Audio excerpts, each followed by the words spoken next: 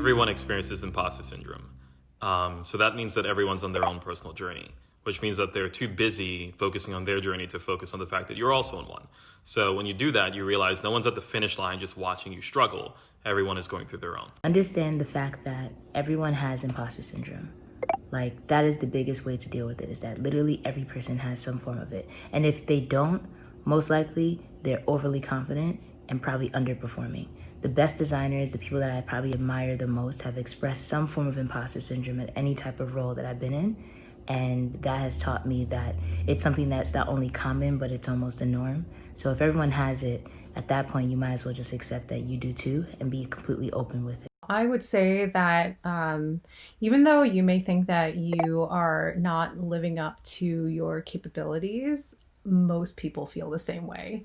And if you ever feel like you are well suited and well equipped for your job, it also means that you're probably not growing either. So it's always good to have a little bit of discomfort because it means that you're pushing yourself and you're growing. And everyone thinks that they're an imposter too. So remember that.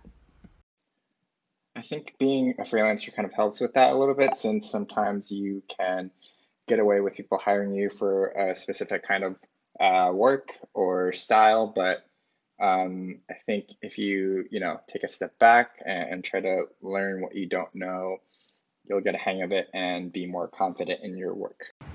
Something that helps me handle imposter syndrome at work is just realizing that it's never going to go away and you're always going to have some sort of imposter syndrome. So just getting comfortable with it, I think, is one thing.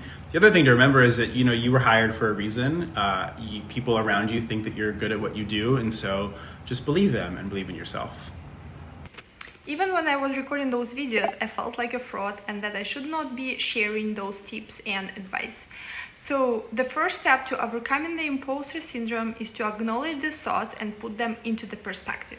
And my strategy is that no matter what, no matter how much I feel that I don't belong, I don't let that stop me from pursuing my goals. I just keep going and refuse to stop. So the key tip I have for overcoming imposter syndrome is very much breaking the silence and actually talking about it with other designers, because you will realize very quickly that every other designer feels the exact same way that you're feeling. So definitely try and break the silence.